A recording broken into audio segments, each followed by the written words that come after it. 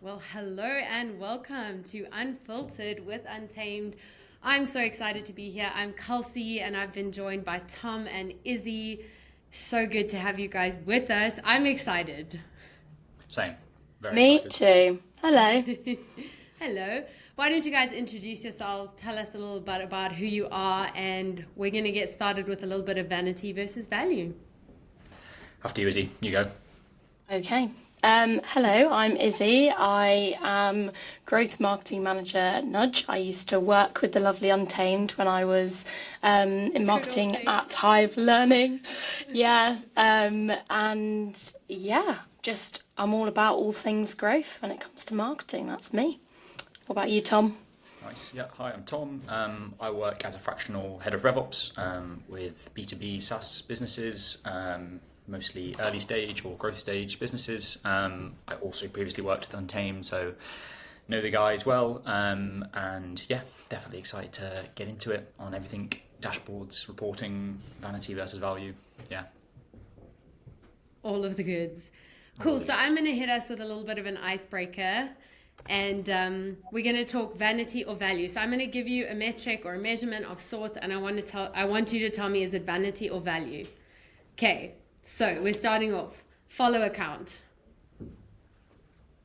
Vanity for me. Same. Me too. Ad impressions. I would also, oh, it's so hard. Vanity for the most part. Same. Tom, you can't just say same. I need to. You're going first next time, Yeah, Tom. I'll go Yeah, first. you're going I'll go first next time. Okay, demo requests. Value. Also value, yeah. SQL. Mm. Vanity. Yeah, I also think you haven't, unless, like, for example, your HubSpot is, like, dialed in, I would also Yes. say vanity. And MQL, if you're looking at the two of them. I think MQL can just be a fancy way of saying meeting. So I think depending on your definition, like, I think if it is, similar to SQL there, it could just be vanity, but it could mean value if that's how you measure meetings. But Yeah, I would have to agree. Apologies. That's a synonym for saying same. But yeah, I would agree. Same. I think it's interesting though too that, and I think we'll get to it, but it's where everybody kind of understanding what you're trying to measure and why, because there's a lot of like terminology that flies, but it's like, okay, what does it actually mean though? What are we measuring? Does it mean the same for sales or marketing? So that's an interesting. Email open rate. vanity, I would say. I feel like if that's your core responsibility, like within the business, then I would be like definitely value. If you're at a board meeting or it's like the whole marketing team meeting, then probably like vanity. I guess it's like dependent on the context. Yeah, probably. I wouldn't look at it on a weekly or monthly basis in like in a report pack, I guess. Okay, that's good to know. Customer retention percentage. Value. I'd say value, yeah. It's got dollar bills behind it. I was testing you and you passed. I know, I feel like I'm at school. Yeah, no, I was going to say it's not a test. Cost per acquisition. Value. I think value, yeah. You gotta know what your ROI is gonna be. Exactly. Engagement.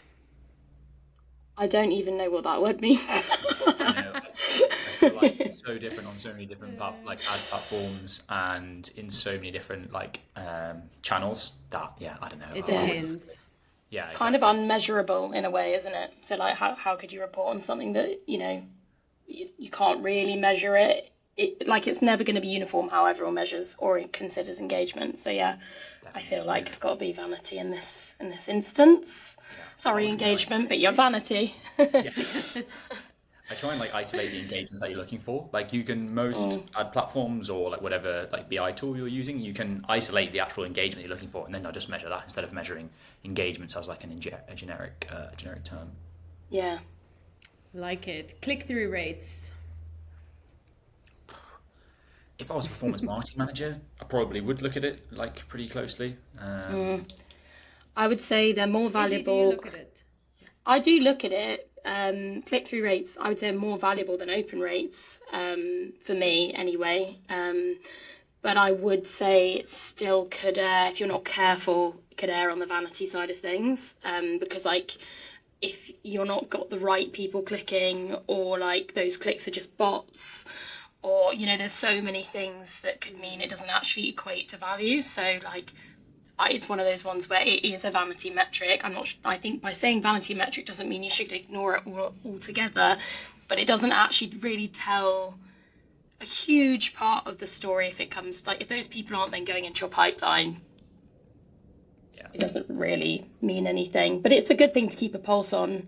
And it's probably like what you just said there, Tom. It's one of those things, those engagement things you can hone in on and measure to get an idea of like what percentage of your audience is actually, resonating with your content and stuff. So it's a good way of like keeping a pulse on the market, but I wouldn't say it's like necessarily a value metric. Definitely. I've seen it before as well, where like performance marketers will just start bidding more heavily on their own brand term if they're like gold on click-through rate. It's like, well, I can grow my click-through rate by just like bidding more on my brand term, and that's got a really great click-through rate. So it's like, what kind of behaviors are you trying to encourage if that's like your core KPI? Like you might incentivize the wrong behaviors, or just like start looking at the wrong data.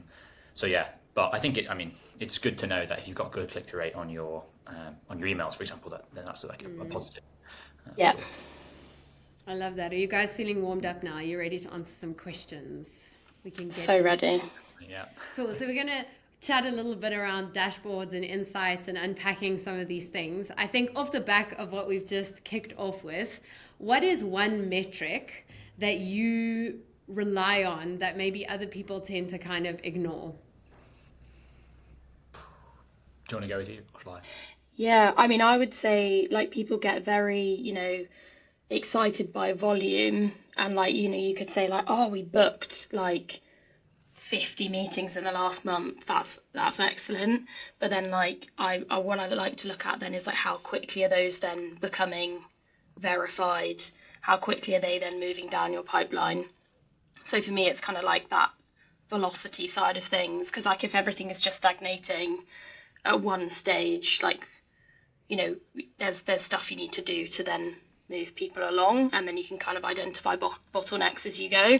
But yeah, just looking at volume, you can fall into the trap of things not being quite right, and actually you're not maybe hitting your right ICP or whatever it is. So yeah, velocity or speed is mine. Yeah, there's also like the gaps in between, right? Where it's like, okay, cool, we have this many meetings booked, but how often do they become a customer? What is the percentage of actually going through, like from sales, marketing, kind of on the full journey, as you say, as opposed to just like, cool, there's like one that's stacked there, but we don't actually know what happens after that. Because then it's like, okay, bye, sales, this is you. Exactly. Yeah, so I like to look at that one quite frequently. Tom, how about you? I feel like lifetime value of customers, like rather than like average contract value. Like lots of people, they do their reporting on like ARR or MRR if they're like a SaaS business, and like lifetime value is like a really good way at looking at like, well, are we generating customers who stay for a long time, which is like much more valuable to a business, and like are we also selling the right types of deals? Because I think like, essentially, if you just look at ARR, there are worlds in which someone could sell a really big 3-month pilot that goes nowhere, took a lot of resources like from the business in terms of product and customer support and customer success, but like was ultimately just a really short contract. And like if you look at ARR, like that number can look the same as like a smaller deal that lasted for a long time. You've got great retention on, like it's from a marketing perspective can be a case study, and like all of these things that sort of you get benefit to the business from over the long term. So I always like to look at lifetime value, because I feel like you can see massive differences in your lifetime value of your customers from different channels. Like paid might be an example where you've got actually much larger contracts that go for a long time versus other channels, or vice versa. So I feel like lifetime value alongside like ARR, MRR, however you're looking at it, of your customers is like a good metric to look at. It's also more of a long term, right? You're not just looking at these little snippets of like now, it's more to like, okay, there's like longevity to it as well then. Definitely. Yeah, definitely. And yeah, like later stage businesses, like the amount of revenue that your existing customers contribute to your bottom line, like grows and grows as you grow. So like it's an important metric to look at, not just like trying to generate loads of new business that you ultimately can't retain or grow. So yeah, I like to look at that. Such a good point. So let's look at dashboards now, because Tom, I know that you're like a dashboard king. Um, you helped me once, even we're trying to figure out dashboards. I know also that some of your colleagues previously broke some of your dashboards, but which are easier to do than I like to admit. So I've definitely done that as well. But if you had a dashboard and you had to delete it, what would you delete first? Oh, that's a good question. I also think, being a dashboard king is not something to be proud of. I don't know if I'm definitely going to keep that as my tagline, but that's very Well, we'll kind. remove it at the end, yeah. Yeah. Thank you. I think I would remove maybe like two categories of things. Like one is like the metrics on a dashboard that no one talks about. Like you join a pipeline meeting, or you join the weekly marketing meeting, or like even a board meeting. And if you're scrolling through a dashboard or it's in a deck and that just no one talks about them, like they're there but no one talks about them, they just feel completely redundant at that point. And I think on a dashboard you're lucky in a way because like it's automated, no one's had to put too much effort apart from maybe like a RevOps or a MarOps person in the past to build it, but like ongoing, it's not too much effort. For board meetings, like people have potentially like spent weeks building these reports and then no one looks at it. Like from a business perspective, it's such a waste of time and energy. So like that would be one thing I would remove. And then the other one would be maybe like metrics that no one in the room is responsible for. Like who is responsible for good. if follow account you're looking at, like who is responsible for this? And it may be a team or a group of people or like a pod, but like if no one's responsible for it, then I would probably also start to question like, are we definitely looking at the right metrics here? But yeah, no one talks about it and no one's responsible for it. It'd probably be my threshold for it to go. Yeah, and I think that's also like the reports that people spend hours and hours on, to your point of like, but do they actually give you the insights that you need? Right? Like so often it's like there are all these reports and it's like, cool, but like, is it actually helpful? Is it adding value? Is it telling us something about the business or, about the future? Or is it just kind of like, oh, we've done reporting for the sake of it? Definitely. And I feel like in an ops role, like growing your career or just trying to like develop your skill set, like a key skill is to develop the hard skills to be able to be great at building dashboards and, building reports, but then actually like talking to someone and telling them something about it, because I'm sure like leaders hate talking to ops people who just like give them 20 spreadsheets and say like go and figure it out. So like that's a great skill to learn early on in your career if you can, trying to be able to do that. What does it mean? Yeah, exactly. How about for you, Izzy? I mean, I couldn't really say much better than what Tom said, but the only thing I'd probably add, just from specifically a marketing perspective, just like going back to what we were talking about with like open rates and click-through rates, impressions, stuff like that. I probably would delete those. And like, I think a dashboard is a really good place to just focus on your pipeline and like what is actually driving revenue, whether that's new business or like expansions of existing, customers. And I think that's where like the story gets told, because that is obviously going to be tied to like the business's objectives, you'd like to hope.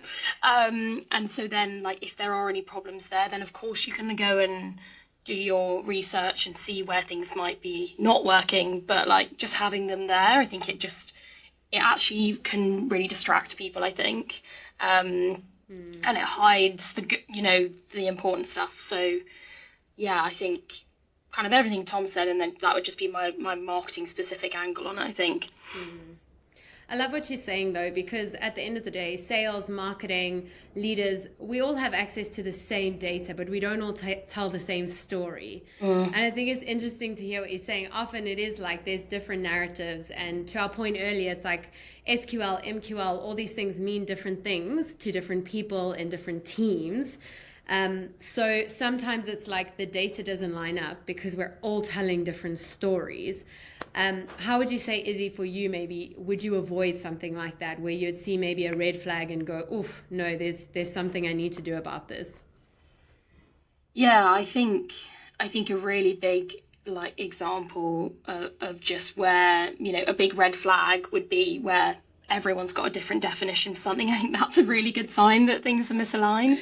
But I think if, for example, the business is reporting on revenue in your pipeline and like, what's going to close when, you've got sales over here saying, oh, we've booked this many meetings, and then you've got marketing over here telling a story about like impressions and, open rates and click rates, like, that is a really good sign that everyone's not on the same page. And so I think the best thing to do in that situation is just to like strip everything back and be like, right, what is our shared goal? And I think that's where like an overall commercial function is really important. Like, I think culturally businesses, within their teams, like have a big responsibility to make sure everyone feels like they're part of the same team, because without that, then you do just have people with their own agendas going off and, trying to tell their best version of the story to the board to get more budget.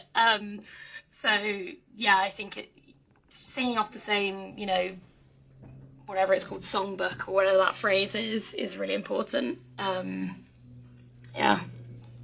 Yeah, I think that's good. I think often there's a disconnect sometimes, and I think that's probably the first sign that there's fragmentation within the company as a whole, because you understand that everyone's not on the same page, and it is then very hard to reach business goals, to your point, because everyone's a little fragmented.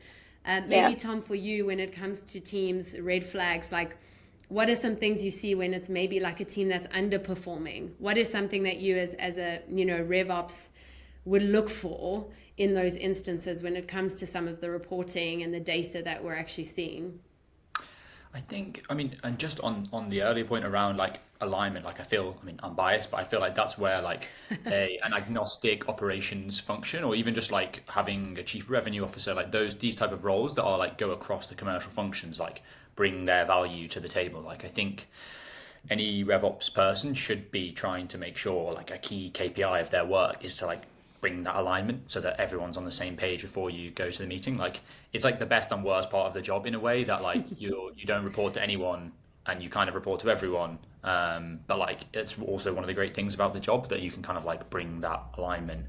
In terms of the underperformance, I look at like kind of behavior metrics, I guess. So like an example would be like push rate. Like that's like how frequently are reps like pushing their deals out of where they originally like said they were going to, which is a really interesting metric, because it's basically looking at like behavior. It's looking at so many different things. Like looking at technology, process, people, like culture. It's looking at all those different things in one, because if your reps are pushing deals out, there's some lack of confidence there in what they're doing. That could be a product thing. So these are like little signals that you can get of like what you might need to talk to a leader about. We should ask this rep of why are 94% of their deals getting pushed out from where they originally said they were going to land. Is it because they just click the first close date that they see, and fine, that's not a major issue, you can fix that, it's just a process thing? Or is it they actually don't have a good picture of how long it should take to sell a deal, and they don't understand like the overall sales process, which is a much deeper issue? Or is it like they have no confidence in selling your product and you need to get them much better trained on, like something like that, like gives you a lot of insight, even if it's just a really small metric. So Sure. I quite look at those kind of like niche KPIs, I guess. I think that's really cool. To your point, it is like it's going to tell us something about the people, something about what they're engaging with, the kind of like why behind the way things look. Because to your point, sometimes it's just like, oh, I don't actually know how long this should take. We have a new salesperson working with us, and it is like we are figuring out our pipeline, what it looks like, what the sales cycle is like. And so if you're looking at it from a completely one side, you might think, okay, what is this picture actually telling us? But that's why I love that it's actually going back to, okay, is this an accurate picture? Definitely. I'm just thinking now in terms of measuring, do you think often we are just measuring what's available or actually what matters? So let's take in marketing specifically, Izzy, maybe this for you, like in growth marketing, when you're looking at a picture, do you think sometimes we can fall back and just measure what's available as opposed to something that actually matters, that's going to change sort of our insights and where the business is going? Yeah, I definitely think so. I think, a lot of like technology, certainly marketing technology, is like really cool and great and can pick up so much stuff that you wouldn't otherwise be able to get or rely on. I do think like there are a lot of tools now that just kind of they just put information in front of you. Yeah. And I think like that's really like confusing sometimes because you end up having to spend a lot of time sifting through what's actually going to help me get to where we need to get to, and yeah, like what's going to actually drive impact. So I think it's yes, it's a case of what's available, but I think like more so than ever, like we're getting information like put on our desks, whereas before you'd have to like go out and look for it. So I think it's almost like impossible not to, and you have to be like actively, ready to sift through it and pull out the more relevant stuff. So yeah, I think, obviously great. We've got loads of information at our fingertips, but it does also slightly, on the other hand, make life a bit harder because you need to find the stuff that matters in amongst it. Yeah. Yeah. And, oh, sorry, Tom. No, I was just agreeing. Yeah, it definitely is. I mean, I think there is more noise than ever, right? And it is, as you say, it's kind of being spit out at you. So let's take a look at how you would then, looking at metrics, looking at what's available, measurements, etc. How do you measure campaign impact that is actually adding to the bottom line or to return on investment, the business goals as a whole? What are some things that you'd look out for? Yeah, I think with any campaign, like provided you've sat down at the beginning and you've been like, what are the aims of this? And you're like super clear, like you should be able to quite easily just like tie it in and see it impacting on your central reporting. So like if you've set up a campaign and like, for example, I used HubSpot primarily. So, I'd build out a campaign on there and then I would link it, have tags throughout. So, you can see it coming up on your reporting. You can say, okay, of the meetings booked this month, 50% of them were influenced by this campaign. That's great. That gives me an idea that what's going on over there is working. Of course, then I can drill down into that campaign specifically. But I think for me, it's like, it's so important and it's really hard to juggle a lot of different campaigns. I think marketers often have to like juggle 4 or 5 at the same time. And so I think just to like make life easy, like at the very beginning, if a campaign is not gonna drive what your central reporting is trying to tell you, i.e. in my case, it's pipeline, then like you shouldn't bother with the campaign first, or you need to make sure that you're measuring the right things along the way, and it should just actually filter into what you're already reporting on, because otherwise you're just creating more work for yourself, and again, then you have no idea if it's actually pushing you towards like where the business wants to go or grow. So yeah, for me, I have to try and just make sure it integrates in to what I already have. Otherwise, it's just noise. I think also it is that making sure that you're actually tracking those campaigns is almost like the starting point. Because sometimes like there's campaigns and it's like, do we have UTMs? Do we know where they're going? Do we know what we're looking for? Do we know how we're going to measure this? Almost as a starting point, because I think sometimes campaigns go live and it's like, have we actually done everything we need to do in order to make sure we can track it throughout the process and we know where it's coming from? We're not just guessing, oh, I think that came from there, but it's actually like we can track it back to something. Yeah, and being able to do it early as well. And like, I think being able to actually just call it as well. Like if you're like, okay, do you know what? We've been running this campaign for 2 weeks now. We're not getting any kind of meetings booked off the back of it, like, or depends on what the aim of the campaign was. Say what it was to get kind of first meetings booked. If you're not seeing that after a certain amount of time, you have to define your cutoff point before you start as well, and say like, okay, is there something in here we can change, or is it a case we just need to actually, this isn't resonating, scrap it and try something else. So yeah, also like being early and on the data quickly is also important, rather than just looking back on it at the end and being like, oh, it didn't really work, did it? And we don't really know why. Yeah, exactly. Tom, would you say you've had to pull like a campaign and just say, hey, I think it's time to pull this, and because of the following, like what we can see in the data, has that ever happened? I think so. Yeah, like I think like sort of the evolution of maybe like growth marketing roles like in B2B like SaaS companies is like partly in order to do those experiments. It's like to try and bring some level of like a scientific approach to these maybe more like subjective campaign like launches, because you're ultimately just running like a series of experiments that you're trying to learn Figure from and out. like define a winner and like how a researcher would, and like define a winner and a loser and then like learn something from it. And so like exactly what Izzy said, like setting up those KPIs that you're going to use to measure beforehand is super important, because just as like I don't know, a scientist wouldn't start an experiment without a hypothesis, like you shouldn't do that either. Like you're looking to Yeah. learn something from it. So I feel like yeah, for sure, I've definitely got into the middle of a campaign and said like this is a loser. It's not Like we're working. going to turn it off and we've learned something from it.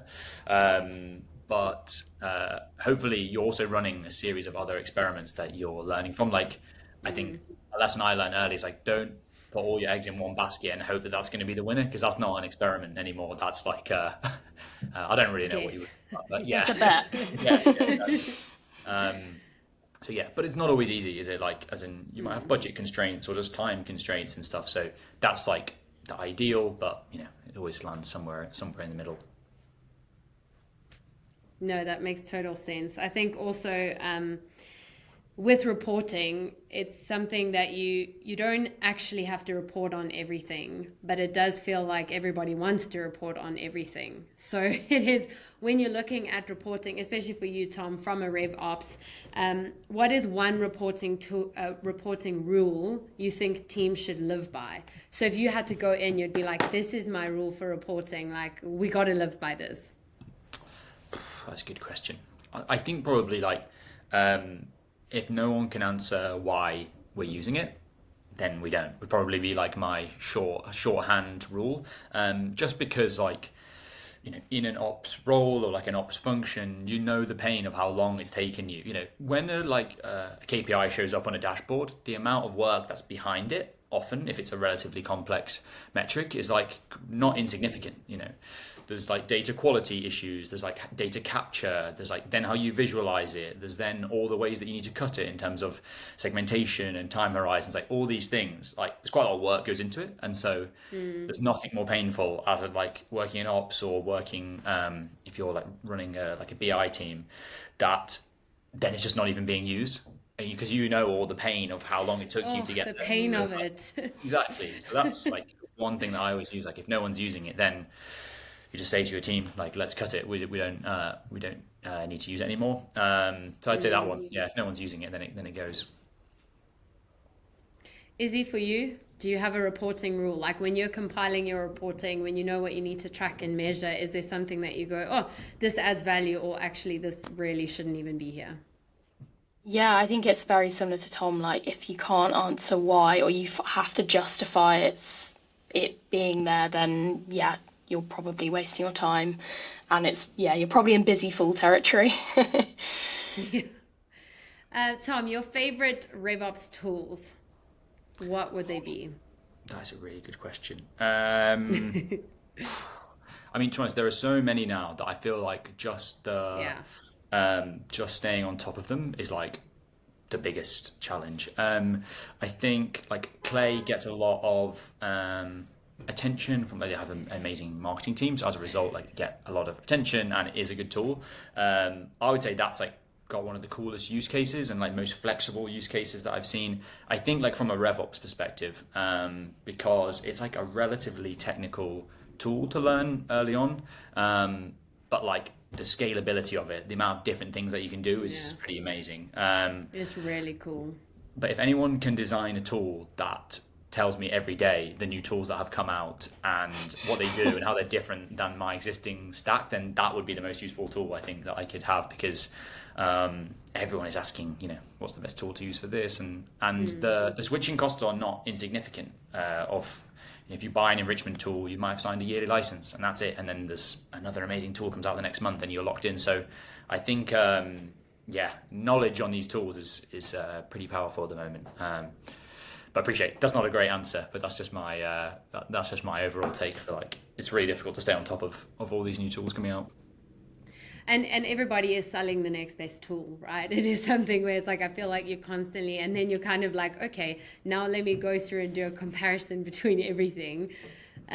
Izzy, what about for you? Like, how often are you trying to compare the next tool to use that's going to help you in growth marketing and what you're busy doing and measurements and you name it? The whole time. I mean, yeah, I'm trying to squeeze free trials out of everyone at the moment, I think. Multiple emails. Yeah, exactly. No, I think all the time I think I mean there's a few kind of newsletters I'm signed up to that like MKT1, she's great. Like she's got loads of really cool tips, and what I really like about her is she's actually only endorses tools that she's tried or like people in her community have tried. So that's quite a good source of truth. I kind of like lean on that. Otherwise, it is just like chaos, trying to keep up with it. But yeah, no, all the time, because I think especially just with like the way tech is going and like AI is just advancing so quickly, like there's just so many new capabilities as well for tools. So just like Yeah. Tom said, 1 month after the next, you could suddenly be able to do something you couldn't do a month before. So I think it's super important to stay on it because like if your competitors are adopting a tool that helps them do stuff to the same quality but 50% quicker, then like you need to know about it. So yeah. One last piece of advice from both of you when it comes to measurements, when it comes to looking for value or vanity, what would you tell people? I I would say like dashboards or reports, as in they're visualizations of data. Like the purpose was to make large amounts of data more simple. But sometimes I think we've actually gone from a world of we previously had spreadsheets with lots of rows, and now we have like almost even more data than we did before, and like fewer insights. So just narrowing it down, like keeping it as simple as you can. I mean, it's a very generic piece of advice, but it's sort of like core first principles Yeah. of what you're looking at. And then I'd say just talk to people, like just talk to your stakeholders, like if you're in an ops role, or like talk to your leaders and just ask them. And if they don't have a perspective, try and like build your own perspective. Come to a meeting with some data that you think is interesting and might be helpful. There's no like one right answer for what you should be measuring. It's so dependent on the industry you work in or the growth stage that you're in, all these different things. But yeah, talk to people and try and make it more simple than it is. Yeah, that's great advice. Um, I feel like, yeah, for me, it's like if it's not gonna help you make a decision, then like that's probably a good sign that you need to kind of switch it out. And when I say like decision, I mean like something that's a decision that's tied to your end goal. So like in my case, that would be growth. So, if it's not going to help me make a decision based on what a priority is for kind of what campaigns we need to push in the next month, then I'm probably going to say that's just vanity. But I think just to kind of, echo what Tom said as well, like keep it really simple and don't forget that, yeah, the people in the loop. I think like we all get so obsessed with dashboards, but like people Yeah. can often give you a lot of context like behind stuff. And so if you're just looking at dashboards and you're not speaking to people, you could be missing something huge. So yeah, I think it's probably keep it simple, keep people in the loop, and yeah, is it helping you make decisions to get where you need to go? Definitely, definitely. Like I don't know if you saw recently, like ChatGPT launched like an integration with HubSpot, and now you can query your HubSpot instance via ChatGPT, and that's like a fantastic advancement in the CRM world and in like marketing ops and RevOps. Like, but one of the core fundamental challenges with that integration, or at least that I've found so far, is that you're querying on really poor data like a lot of the time, and like Yeah. that's the Yeah. same as so many other dashboards. And so like as you said, like asking people why are you using this field that says industry in brackets old, or like do not use, but it's still like things like that. You're like Do it, not use. it is amazing. Like we're in a Oh, world where we have AI SDRs and you don't need to talk to anyone before you buy a product, and yet I would say most businesses are still in a world where they have fields in their CRM that say do not use, or old, or like this was from yeah. 2022 but now we need to use this one. Like there are so many like really core fundamentals that are really difficult to do well. So yeah, like doing them well first is like a good principle to start with. Yeah, definitely. I think it is so funny, like, especially when you come into a company or a role and you just kind of inherit all of those old, we're contacted here, they look like this, and you kind of just like, okay, now we're gonna like, now we get to the fun part of trying to clean this up and understand where everything has come from. Definitely, definitely. Yeah. Awesome. Well, thanks so much, guys. It was so good to chat to you. Definitely want to come that side and see you guys soon. Please So we're able to do. connect. We'll definitely bring some South African goodness with us. But thank you so much for just chatting and sharing some of your insights and your knowledge. Yeah, we appreciate it. Thanks for having us. Yeah, thanks for having us. Yeah, it was awesome.